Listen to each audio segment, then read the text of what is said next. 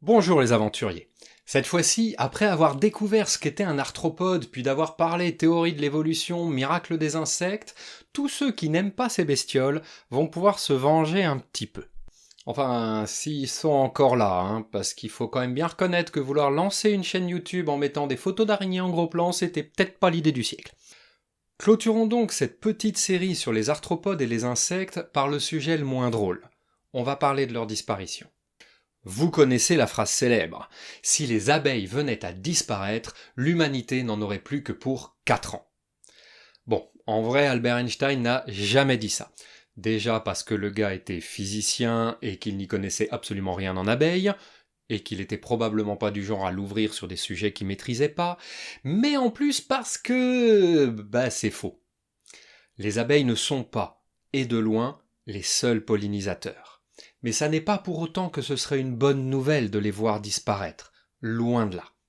Vous vous rappelez que nous avons un petit peu survolé la théorie de l'évolution et vu que les espèces s'adaptent constamment au changement de leur environnement, mais que c'est aléatoire et que c'est long.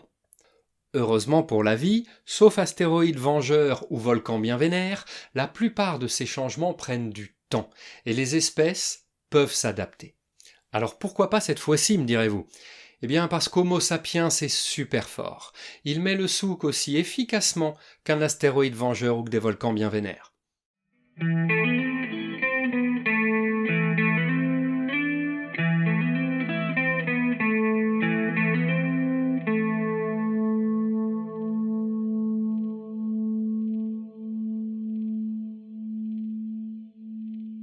Commençons par le commencement. Pourquoi les insectes sont-ils si utiles ?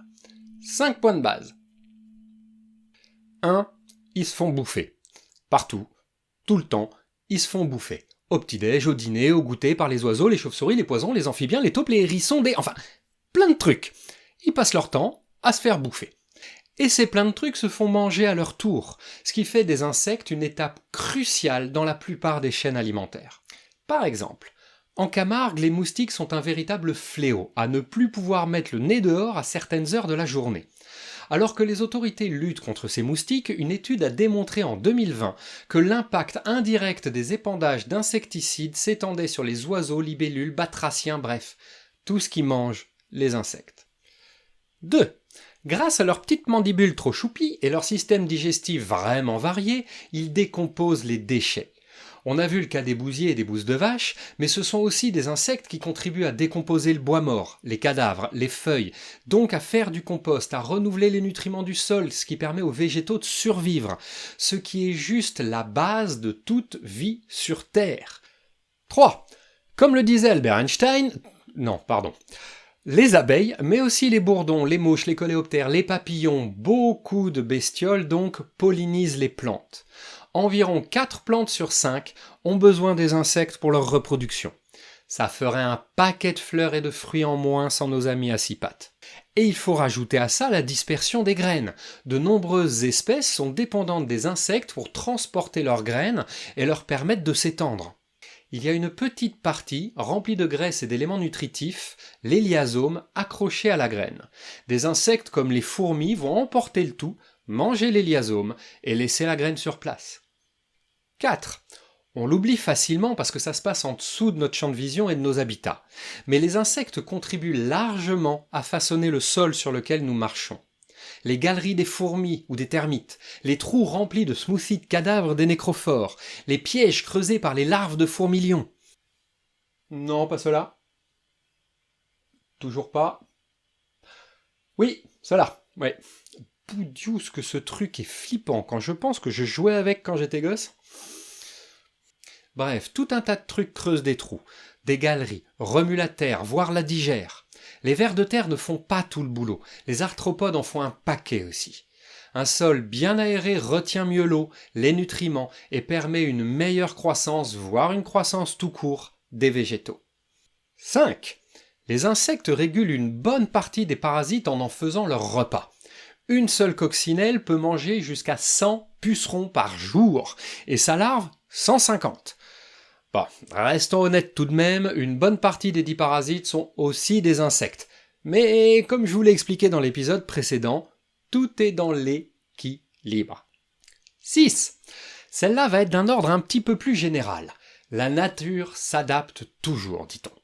La vie trouve toujours un chemin. Nous expliquait le grand mathématicien biologiste Ian Malcolm. Oui, mais comment elle trouve un chemin? Eh bien, principalement parce qu'elle est variée, très variée. C'est ça qui fait sa force et sa résilience. Plus il y a de variété, autant au niveau génétique au sein d'une espèce qu'au niveau du nombre d'espèces au sein de l'environnement, plus il y a de chances que l'une de ces espèces ou certains de leurs individus soient capables de faire face au changement. L'exemple ultra typique, c'est la phalène du bouleau. Un joli papillon au ton assez clair qui se confond très bien sur les troncs de bouleau. Jusqu'à ce qu'on installe une usine à charbon à côté et que les troncs se colorent en noir. Heureusement pour nos papillons, parmi les gènes qui circulent dans leur population, il y en a un qui rend leurs ailes très foncées. Tant que les bouleaux sont blancs, les rares phalènes qui naissent avec les ailes noires se font très rapidement boulotter. Mais changez la couleur des troncs, et en quelques générations, presque toutes les phalènes sont noires. La diversité de leur code génétique leur a permis de s'adapter très rapidement. Quelques décennies plus tard, lorsqu'on a arrêté de brûler du charbon, les troncs des bouleaux sont redevenus blancs, et les phalènes aussi. Ce qui est vrai à l'échelle d'une espèce est vrai à l'échelle d'un écosystème. Voir des espèces d'insectes disparaître, c'est voir la diversité de la vie baisser, et donc sa résilience face au changement. Or, des changements, on va en avoir un paquet dans les années qui viennent. Maintenant que nous avons vu que c'était effectivement grave, voyons à quel point les insectes disparaissent. Faut se méfier des impressions personnelles qui peuvent être très biaisées, mais elles peuvent toujours être un signal d'alarme poussant à approfondir le sujet. Quand j'étais jeune, non, c'était pas il y a si longtemps, une balade en moto et la visière de mon casque et mon cuir étaient bons à laver, tellement ils étaient recouverts d'impacts d'insectes. Aujourd'hui, je lave mon casque 2 à 3 fois dans l'été et basta. Évidemment, soyons super prudents.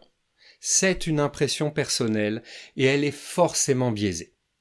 Je roule moins, peut-être aussi moins vite qu'à 20 ans, peut-être pas aux mêmes heures, bref, il y a beaucoup de paramètres autres que le nombre d'insectes qui peut jouer dans cette impression. Alors n'en tirons pas de conclusion, allons voir un petit peu plus loin.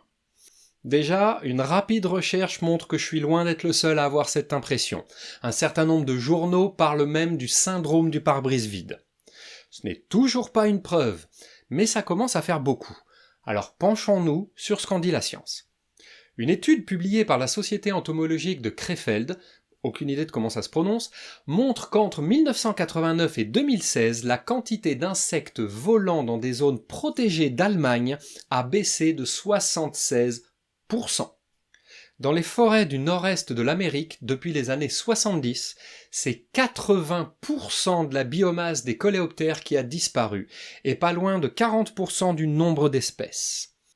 Aux Pays-Bas, depuis la fin du XIXe siècle, 85% des papillons ont disparu.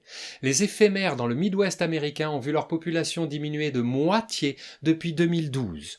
Les résultats de l'étude des Krefeld ont été reproduits entre 2008 et 2017, et c'est 30% du nombre d'espèces qui disparaissent pendant cette décennie, etc., etc. Ok, donc ça a le mérite d'être clair, c'est en train d'arriver, et c'est en train d'arriver vite. À l'échelle de notre planète, quelques décennies ou même un siècle, c'est un clignement d'œil. Par comparaison, la plus grande extinction de masse, celle du Permien-Trias, a pris entre 200 000 et 5 millions d'années. Oui, c'est plus une fourchette, c'est un râteau, mais mettez-vous à la place de ces pauvres paléontologues, il leur reste plus beaucoup de témoins à interroger. Mais alors, si les insectes sont aussi costauds et variés, qu'ils ont survécu aux précédentes extinctions de masse, pourquoi est-ce qu'ils tombent soudainement comme des mouches ?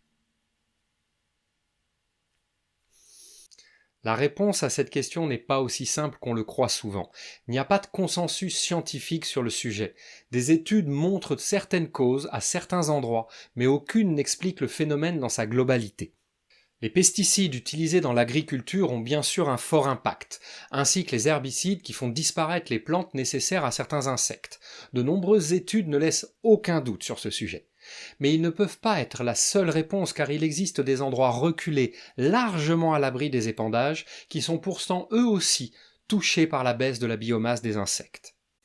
On peut attribuer une autre partie de la responsabilité au dérèglement climatique.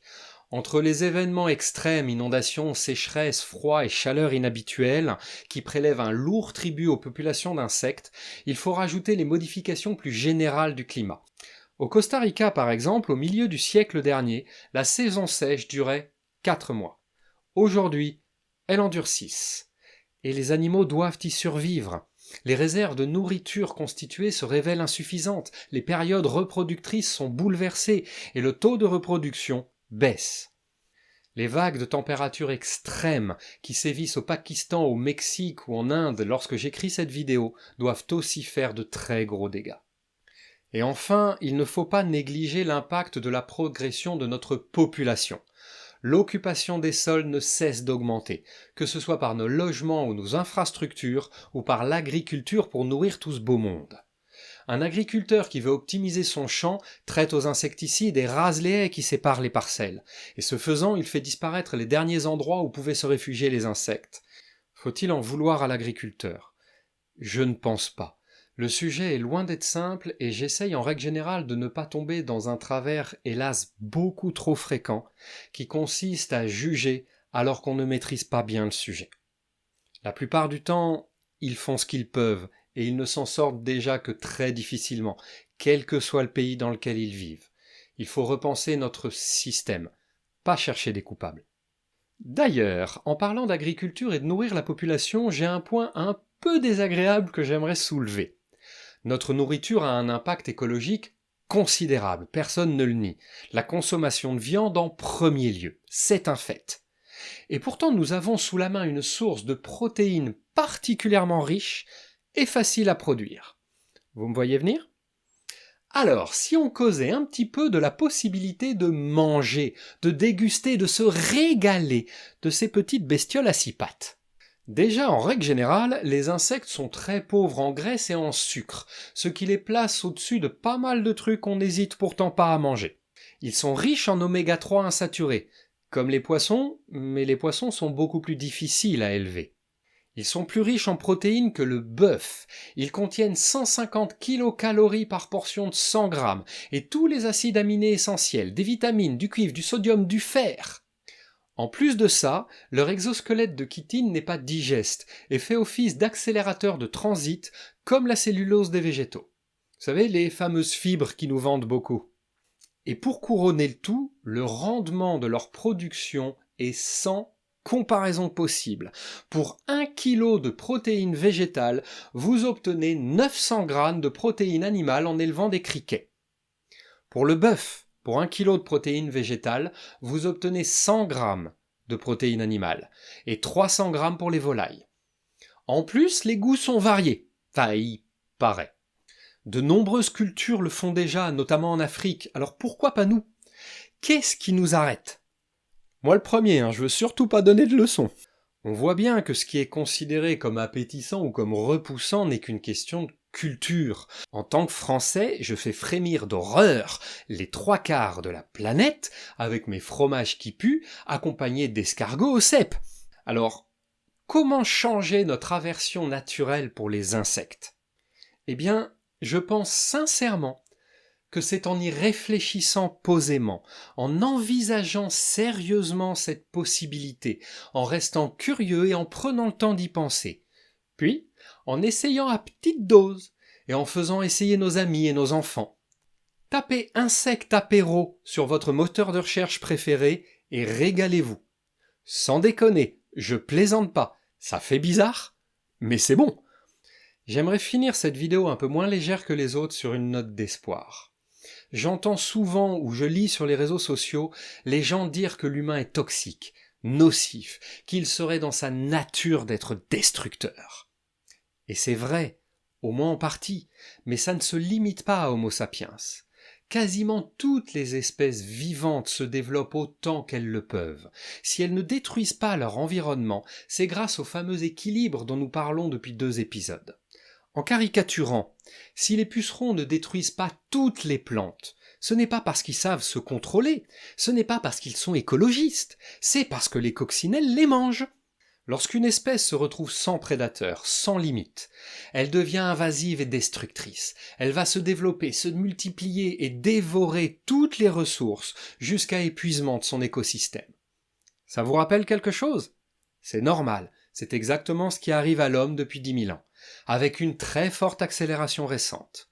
Nous ne sommes pas différents du reste du vivant, pas plus destructeurs, pas plus mauvais. Nous sommes parfaitement naturels, dans le bon comme dans le mauvais. Par contre, sans doute pour la première fois de l'histoire de la vie sur Terre, une espèce a pris conscience de son impact et du danger qu'il représente. Pour la première fois, une espèce a commencé à agir pour limiter cet impact. Alors oui, bien sûr, c'est lent, c'est tardif et c'est frustrant de voir le temps que prend la conscience à évoluer à l'échelle d'une civilisation. C'est trop difficile de changer nos habitudes et nos modes de vie. Mais nous progressons plus que jamais, plus qu'aucune espèce ne l'a jamais fait. Si l'humanité va devoir traverser une période très difficile dans les décennies et les siècles qui viennent, où l'extinction même n'est pas impossible, elle pourrait, par cette prise de conscience, devenir à terme la plus grande protectrice de la vie que la Terre n'ait jamais connue. Et pour cela, nous allons avoir besoin de la science, du savoir, de comprendre toujours plus profondément les mécanismes de la vie et les interactions innombrables qui l'animent. Il nous faut donc rester curieux, car la curiosité est la plus belle des qualités.